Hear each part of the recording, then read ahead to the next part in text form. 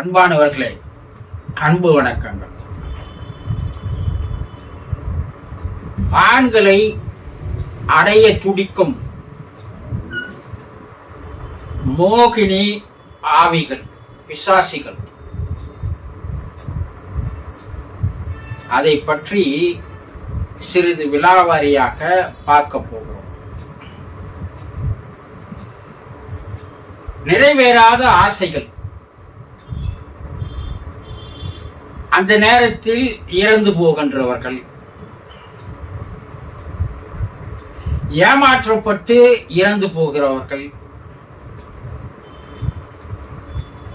பல ஆசைகள் கனவில் இருக்கிறது, அடைய துடிக்க வேண்டும் என்று நினைத்துக் கொண்டிருந்த நேரத்தில் இறந்து போகிறவர்கள், இவர்களுடைய ஆன்மாக்கள் எல்லாம் பேயாக பிசாசாக அலைந்து கொண்டிருக்கும் என்று சொல்வார்கள். கிராமப்புறங்கள்ல இன்னைக்கும் சொல்லுவாங்க, வாலிப வயதில் இருக்கின்ற ஆண்களை குறிப்பிட்ட இடங்களுக்கு இரவு நேரங்களில் தனியாக செல்லாதே என்று வயதானவர்கள் எச்சரிக்கை செய்வார்கள். மேலும் வீட்டு மொட்டை மாடியில் இரவு நேரத்தில் தனியாக படுத்து தூங்காதே என்றும் எச்சரிக்கை செய்வார்கள்.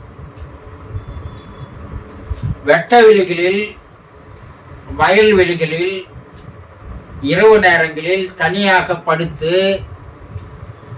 வாலிப வயது ஆண்கள் தூங்கக்கூடாது என்று எச்சரிக்கை செய்வார்கள். ஏன் இதெல்லாம் சொல்றாங்க என்றால், கன்னி கழியாத பருவமடைந்த பெண்கள் எதிர்பாராமல் இறந்து போனால் அவர்களுடைய ஆத்மாவானது ஆவியானது பேயாக பிசாசாக அலைந்து கொண்டிருக்கும் என்று அக்காலம் முதல் வேத காலம் வரை இருக்கின்ற புராணங்களில், எல்லா விதமான நூல்களிலும் எழுதப்பட்டிருக்கிறது. அது புராணங்களாக இருந்தாலும்,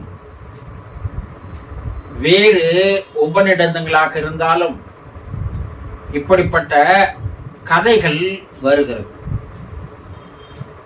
உண்மைகள் இல்லாமல் கதைகள் உருவாக்காது.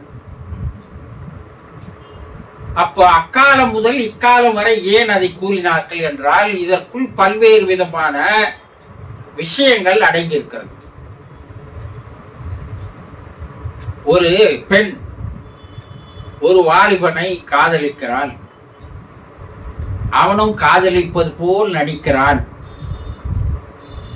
அந்த பெண்ணை தன்னுடைய இச்சைக்கு, ஆசைக்கு,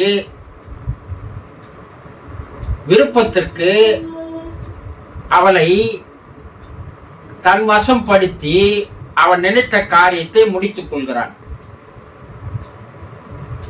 பின்பு அவளை விட்டு விலகி விடுகிறான்.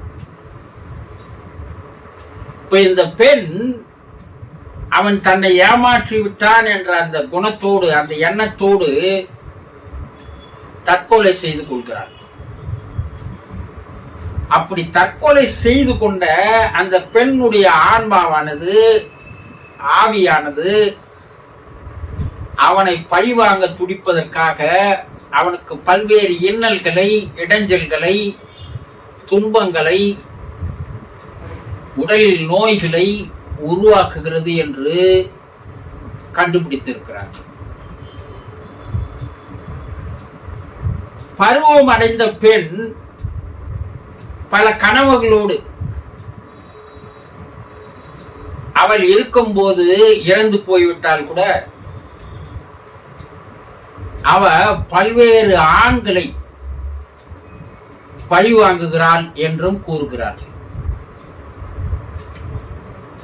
ஒரு பெண்ணை பல பேர் சேர்ந்து பலாத்காரம் செய்து கற்பழித்து அந்த பெண்ணை சாகடித்து விடுகிறார்கள் என்று அது சர்வசாதாரணமாக நடைபெற்று வருகிறது இல்லையா?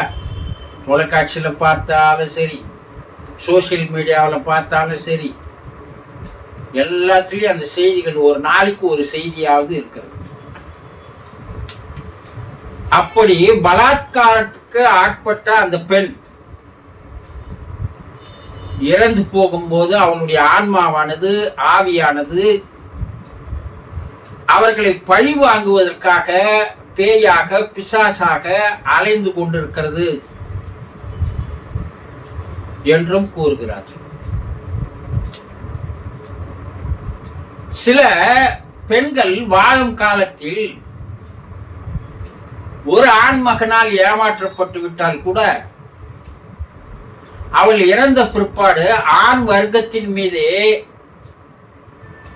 ஒரு வெறுப்பு ஏற்பட்டு பல்வேறு ஆண்களை அவள் பேயாக, பிசாசாக இருந்து துன்புறுத்துகிறாள் என்றும் கூறுகிறார்கள். இதையெல்லாம் தணிப்பதற்காக தான் கிராமப்புறங்களிலே கன்னி வழிபாடு என்ற ஒரு வழிபாட்டை செய்து இப்படி இறந்து போகின்ற அந்த பெண்களுடைய ஆன்மாவை சாந்திப்படுத்துவதற்காக இந்த வழிபாடுகள் செய்யப்பட்டது. இந்த கன்னி வழிபாடுகள் ஆதிகாலம் முதல் கொண்டே இருந்து வருகிறது என்று சரித்திர சான்றுகள் கூறுகிறது. சில பெண்கள்